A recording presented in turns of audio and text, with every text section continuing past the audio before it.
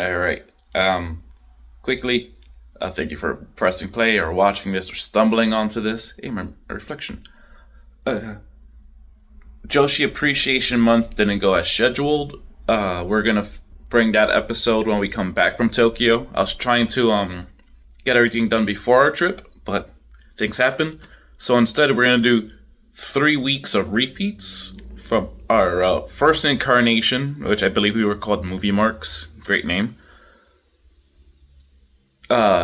After that, it's gonna be we're doing Fist of Thunder this week. Then the Blade Trinity with Blurred Without Fear, parts 1 and 2, and then hopefully we'll come back with the finale of Joshi Appreciation Month several weeks later with the Queen of Villains. So let's go on with Fist of Thunder. Afterwards, we're gonna have a bonus video of when me and the lads on my very first trip to Tokyo went to the wrestling shop and we ate gummies from Attitude Era gummies from like 1997, 1998. So enjoy the classic and then enjoy my first attempt of a travel blog. So thank you very much.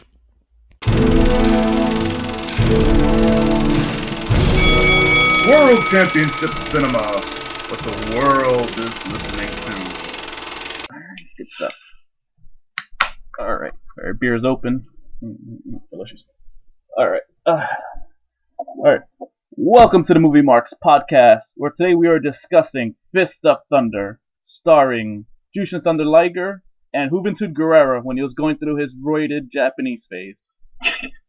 With me is Damon of the clan McDonald. Super J-Cast. Did I pronounce that correctly? You're okay? Yeah, I think so. I mean, I know we probably butcher it ourselves, but yeah, that's how we pronounce it. Yeah, you got it. Alright, Damon. What makes you an expert on Fist of Thunder? Or Jushin Thunder Liger in general? Yeah, I actually got this probably when it first came out in the 90s, right? 94, 95 or something along those lines. So I don't know if you guys are old enough to remember the back in the day the tape traders, and there was a guy, Jeff Lynch, who was probably the most famous pro wrestling videotape trader out there, and he had this movie. So I love Jushin Liger. He's my favorite wrestler of all time. So I mean, I'm thinking, oh my God, he's in a movie, and so I order it, and I wait a couple weeks to get this movie, and it is equal parts nonsense and silliness and everything that you could probably think of in, a Japanese action movie with monsters and wrestling and all that. So it's equal parts like you're cringing at how awful it is, but it makes it even better. So I probably watched this thing about 20 times growing up. So I guess that makes me, I don't know, an expert, but I mean, I don't really watch a lot of movies, but when you mentioned that you were going to be doing this, I was like, all right, I'm in. I'll do this one. Nice. So, yeah, you answered one of my questions was if you were following the product at the time, New Japan. Oh, yeah. So I probably started watching New Japan in the late 80s, I guess in high school, when I was in high scholl, which makes me a million years old, I know. But, yeah, so even before Kichi Yamada became Liger and was given the gimmick, I'd known of him and had watched him as a young lion and as a youngster, kind of making his way up in New Japan. So, I definitely knew about Liger. And like I said, I think this clocks in at like 80 minutes or 70 minutes. I could be wrong. Maybe it's 90. Who knows? But I was like, I need to get my hands on this. Yeah. So when I found out about it, I went looking around online, couldn't find it. Then I asked Chris Charlton of the author of Lion Sprite, A Tale About Japan. He sent me a link to Amazon in Japan, but I couldn't get it. So after hearing your podcast, Super J-Cast, I hit up Gaijin Collectibles, and from there they were able to get me this movie. Oh, great. See, it all works out, It's like this big pro wrestling circle, and it worked out in the end pretty good. So you actually have an actual physical copy of it? Yes. Oh, see, that's pretty cool. Yeah, I gotta have See, I would like to get my hands on that. An actual physical copy of it would be pretty cool. Now, I had like a a dub. But it was a good quality dub. Jeff Lynch was the guy. He was the guy. Yeah, this seems official, so New Japan Pure Kaiju Collectibles hooked it up. Question, since you're following during this time, do you remember when See No Evil came out and they had Kane obsessing over was it May 19th or something? Yeah, I kind of do remember that, yeah. Did New Japan try to incorporate this movie into their angles at the time, or did they just completely wash their hands? No, it was just it was almost like it was a completely separate entity. Like, I didn't even know about it. There was really nothing about it in the Observer that I remembered at the time. I just remember seeing it. Lynch would send out these catalog updates every month, and he would type them out, and they would be in this cursive. I don't know how he did it, but it was like cursive typewriter, if that's such a thing. Yeah. It was like the script font, and it was just in there. It was just they had Jushin Liger, Fist of Thunder, 90-minute movie. And I was like, I don't know. I had no idea what it was. I had no idea what to expect. I just knew what it said, and I was like, all right, I'll pay $20. Let's do it. So when you saw the movie, did you know that it was two actors playing Jushin, or did you find? No, I had no idea what to expect. So I got this package, and I think I had to work that afternoon or something like that. And I was like, oh, come on, I couldn't wait to get home and watch it. It's not really Liger, right? So in the beginning, it is. They have like this. I guess they shot it in Corrigan. Yeah. It's Liger in the ring, and then he goes back into the locker room area, and he has this mental, breakdown, and then he takes off his mask and his costume, and it's not Liger. That's exactly who I thought it was at first. I really legitimately at the time thought it was like, oh my god, it's Juventud Guerrero. How did they get him? Why didn't they just get Liger to play the role? But it's not Juventud Guerrero. It's a guy who looks exactly like him. Yeah. So all right. So you did know, like, once you took off your mask, you're like, oh, that's a different guy playing Liger. Yeah, it was a little bit of a disappointment, to say the least. But I don't really think Liger has the legitimate acting. Not that he would really need it in this movie, but I was a little disappointed. But you know what, though? I knew later on. I think what was the guy's name? Was it Bounty Hunter? Bounty Viper was the bad guy. Yeah, it was the lead bad guy, and that was Muscle Kitamura. And then there was another one. Shinjiro Otani played the guy. What was it? Riot something or another. Yeah, I didn't learn his name. I just know that. Spoiler alert: Shinjiro Otani gets killed in this movie. yeah.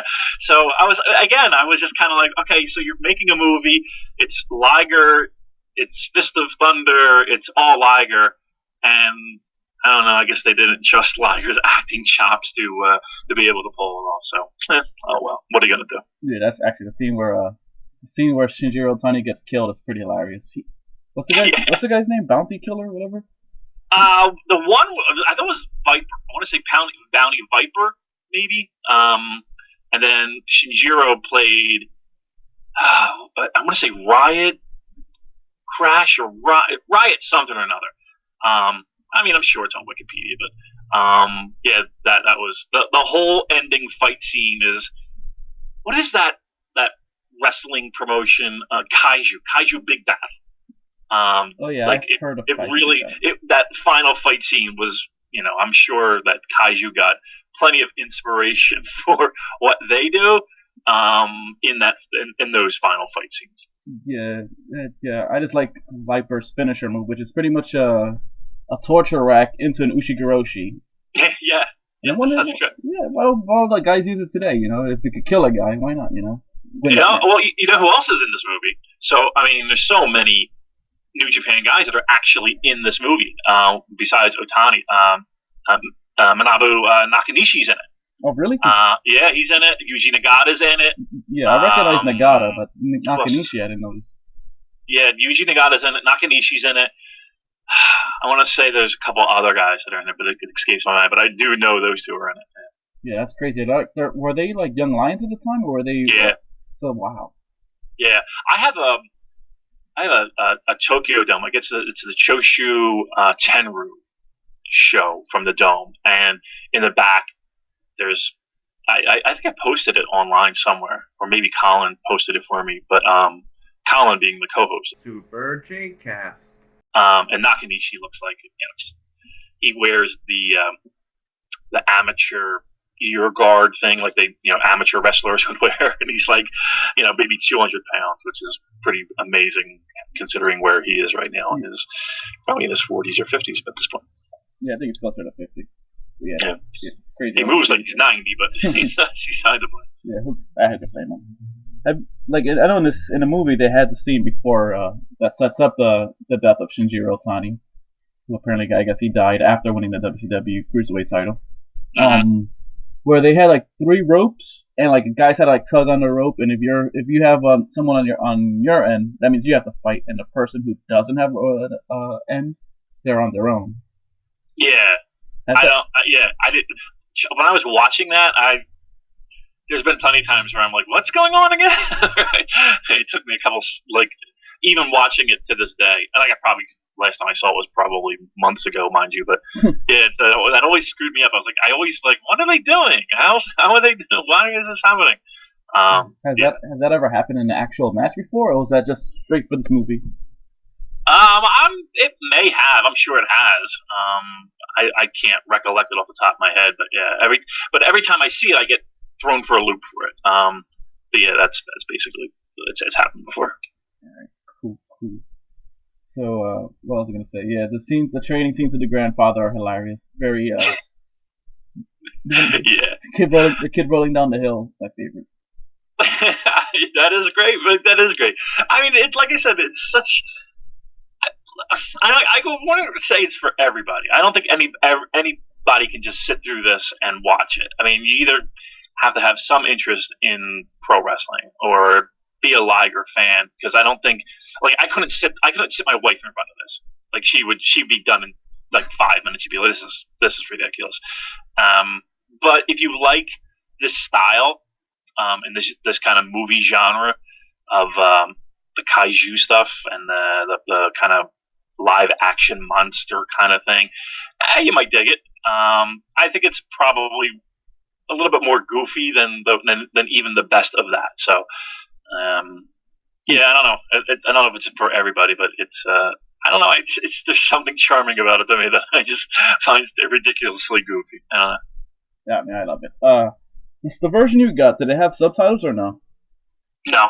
All right. No. All right. I think it was a straight dub from what you have.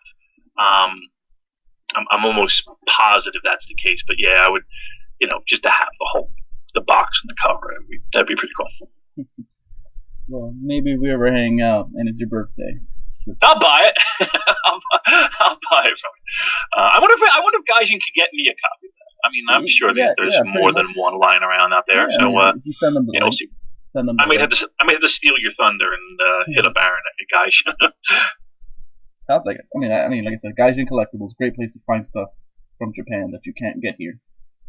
I agree. I just not to give him a free plug or nothing, but I just had a buddy of mine make a purchase from him. We got the Taguchi Team Japan scarf and a whole bunch of stuff. So yeah, I mean, listen, if you like the Pura merch, I wholeheartedly recommend the fine people at Gaijin Collectibles. That's good stuff. Quick personal question: have you ever been to the Riberia Steakhouse? Yeah, I've been there. The only time I didn't go when I went to Japan, and this coming up will be my 4th trip. The only time I didn't go was in the summer because it was so absolutely ridiculously hot. Like I couldn't imagine sitting in there and eating a steak, like a hot, when they bring out the steak, it's like one of those hot plates. And summers in Japan are just, or especially Tokyo, it's like an oven. So I was like, I can't go. But yeah, I went the last time. I've been there a couple times. All right, yeah. I mean, I'm planning on going in October. Be my second trip out there. Have you gone? Did you go? No, I haven't done Riberia. The only place I went to that was wrestling related, besides the Dome, was I went to Yano's bar. Ah, nice. Great time. Was he there? Yeah, he was there. We took a photo and I tried speaking to him with my terrible Japanese, and he was just being a host. Yeah, it was awesome. That's a great spot. Ribera's is a little bit of a hike to get to. We always go to the I want to say it's the original one. it's a little bit of a walk because there's the train station. I think it's Megaru, I want to say. But then you're walking what feels like uphill both ways. The first time I went, me and the missus went, and I was like, well, my friend Eric, who runs the whole Classic Japanese board on Facebook, he gave me directions. He's like, you're going to walk a little bit, but just keep walking about 20 minutes. It wasn't 20 minutes. It was like 40 minutes. And there was a point where my wife's looking at me like, are you sure you're going the right way? And I'm like, listen, this is what I got. And then like literally at that moment of absolute doubt where you're like, okay, maybe we should turn around. You kind of see it off in the distance. It's glowing off in the distance. And there's a guy who takes your order outside. So there's usually people waiting to get in. And there's a guy that takes your order outside, and he always wears a destroyer mask. Oh, for real? Yeah, so he's taking the order, writing it down, and menus are in English, yeah, it's pretty cool. It was, it's one of those things where it's not maybe the greatest meal you'll ever have, mind you, but it's like, oh my god, I'm sitting in Rivera's. This is pretty awesome. Yeah, like you have to go. Yeah, because I was looking at the directions on the Google Maps, and it kind of said the same thing, like 20 minutes from the train stop. Yeah, so you can take a cab. I mean, but the problem is that addresses. Yeah, addresses are just crazy. And I would say you would have to print it out and hand like a card or something to the taxi driver. But it's walkable. I mean, listen. I mean, I'm out of shape and I can walk it. So I mean, I think people who have some type of movement in their day could find the strength to get there. It's not that hard. Yeah. Did you go to that DDT restaurant, or is it a bar? No, I didn't go there. I went to Bull Nakano's bar. She has a bar? Yeah, it's right at oddly enough Nakano Station. So you get off at Nakano Station and you kind of weave your way through, and it's there. It's odd hours. It's only open at night. So you're not going to be able to get like an afternoon beer, but and it's real small, and they don't serve you in the bar. Like they give you this plastic Solo cup, okay? And you go outside, and there's like 2 kegs, and it's like you're having a kegger with Bull Nakano. I mean, it's just like that, and yeah, that was pretty awesome. I mean, seriously, getting loaded at Bull Nakano's, and she plays. So she'll play. The place only holds about 10 people, if that, right? So you get a couple fat Americans in there, and that cuts down the amount of people that you get in the building. Yeah. But she plays like the weirdest music. She'll play like 4 or 5 like Japanese pop songs, and then out of nowhere she'll play like Foreigner or something ridiculous, like the Cars. And you just laughing your ass off, like, oh my god, this is where I'm getting hammered. And it's one of those trippy moments that Tokyo just loves to produce. Oh yeah, I mean, like my experience there, I loved it. Like one of my favorite bars is called Mama's. Well, it's not. That's a nickname. I have to find the real name of it, but it's like run by like a 70-year-old like Japanese hippie woman. That's awesome. Yeah. Yeah, it's those things, It's like you have to have a little bit of balls and like just say, okay, I'm going to go in this place. Screw. What am I ever going to be here again? If they all point and laugh at me, who cares? I'm going in. But those wind up being like the most incredible, awesome experiences. And yeah. I mean, everybody's got a Mama's bar story who goes to Tokyo, so it's good. It's good. Yeah, I mean, at that bar, I kind of got drunk and kind of like muscled my way into the DJ booth and took over for the night. Yeah, I don't like. I'm not gonna. I kind of am very quiet and very. I don't know. I just like I don't want to mess things up. Like that's my big like social anxiety fear, I guess. Like I don't want to like do something that's completely. You don't do that here. What are you doing? So I kind of just stay in a corner and just keep feeding me beers. I'll be all right. Yeah, I mean, over here in New York City, like I'll be a hellraiser, but when I'm like out of the country, I'm like, don't be a stupid American. Don't be a stupid American. Don't make America look bad. Yeah, I try. You know what? It's sometimes you do it by accident, but yeah, I mean, I'm very conscious of that. Like, I don't want to be like just a rude, awful, loud American, which I am 99% of the time here. So tone it down a little bit, Damon. You'll be fine over there. Yeah, man, that sounds like a plan. let's see. Any other scenes that I could remember from this movie besides intro at Karukian, where even though it looks like he's dying in a ring, the fans couldn't really care. Oh, I have a question about I guess New Japan in general, because looking at the older tapes, the new ring announcer, he's kind of like Tanahashi Jr. Yeah. But back in the day, they kind of look like circus ring masters. Yeah, and I always butcher the ring announcer's name, so I'm not even going to try. But yeah, they look like they have almost like a cross between a carnival barker and a general. They have the tassels on their shoulders or something. Yeah, it was. That was the '90s. That was when New Japan was at their peak. They had no problem selling out a dome. Yeah, that was the look and feel of New Japan. I think like I said, the biggest scene for me is the end fight scene where they kind of morph into this. They begin to have this glow about them as it's like Liger's getting heat on him and he just starts glowing, and then they both blow up into these giant monsters, and they get out of the ring and they go fight each other. Yeah, in the streets. I was kind of disappointed that their fight didn't stay in the ring. Yeah. It's cool.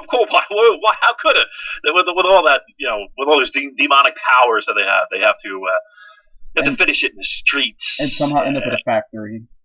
Yeah, like I said, it's great nonsense. It's great nonsense. Yeah, so anyone listening to this, if you're a fan of bad movies and if English is not mandatory, I say check this out. But it's an easy watch. It's 90 minutes. I'm sure you got 90 minutes. Check it out. I don't know if can you find it online anyway? You said you couldn't find it online. Yeah, not at all. I don't think I could even find clips online. Normally, yeah, I think there's clips online. I think I've seen clips online, but yeah, go out of your way. Try and find it. It's a get a couple beers in you and watch it. It's a hoot. Alright, yeah, that's my recommendation for everything. Just have a few beers in you and good times. Alright, let's wrap this bad boy up. Mr. Damon of the Clan McDonald. Do you have anything else to plug? No, look, I appreciate being on it. I always like talking pro wrestling with people, and I enjoy people having podcasts and having shows, and I think it's a great time that we live in, that everybody can do this somewhat easily. And no, my pleasure being on, and like I said, listen to my little show, Super J-Cast, where we talk all things in the world of New Japan Pro Wrestling. Who are you? I'm Dave. Who are you? I'm John. I'm Chris. This is a box of about, do you reckon, 15 years old? 18? The Rock's got hair. Who's on it? Kane, Ultimate Frizz Kane, Taker, Austin. Sable? Yeah. Tori? Oh, Sable's in the corner, so it must be her. And The Rock. Fruit treats from, I would guess, 1999. And they're packed with attitude. Real fruit juices. We just bought this from Todokan. And we're now going to eat these fruit treats and see what they do to our insides. Why is the real fruit juices capitalised and the attitude isn't?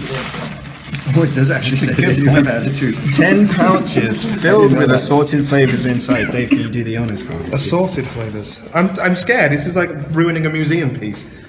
I also don't know how to get boxes back on in here and take a picture. Yeah, this is going to be an excellent video of you doing this. Hello. Literally alert. Hooray! If we, are we going to You're the guest in this country, Diego, so please. Yeah. Right, do the honours. All right, well. Just rip it. Just rip it open. Oh, God. Oh. I just got a low battery alert on my phone, so like if one of us dies, it's going to look like... Doesn't even say what it is. Treats, WWF treats. There's lots in one pack. You can eat a pack. Yeah, there's a pack of assorted flavours, it says. Alright, so I should have a pack. We're not going to have a pack. You're going to have a bit. No, we're not going to have a pack. We'll have one each. We'll have one each. Hold out your hand. Sniff it. Let's see what happens. What are you getting from that? It smells like old people. That's good. Come on, Sable. I was under the impression that it was a pack each. Oh, you were hoping to get a miniature 3D gummy sable. Yes. Okay. That's a wig. Oh, that's Kane? Yes, Kane. That's Kane. I want Sable. It's like your OSW review, like It's the closest to silicone I Grizz get all level week. 10 Kane. I think I got Kane. I got I don't know what that I is. think we all got Kane. No, I think I got. Is that Sable? That might be McFoley. I think I got prune. What the fuck is that? It looks like He's a rock hard. Is it a pig? All right, let's go. What is All right, that? Cheers. 1, 2, 3. Kanpai. Kanpai. Yeah.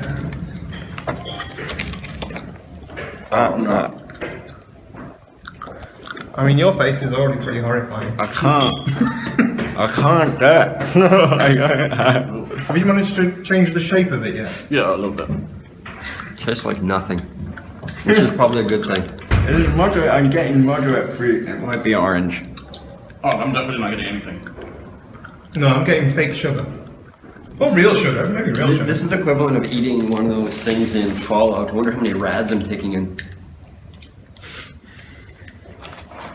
It tastes like sable. I This is can't. fat free. I can't do it. It says they're fat free.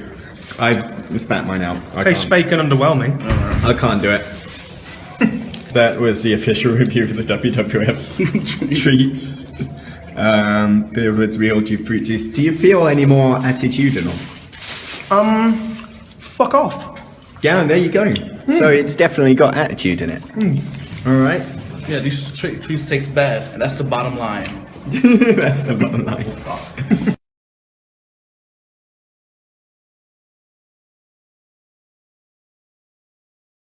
With myself and my co-host Colin Miller.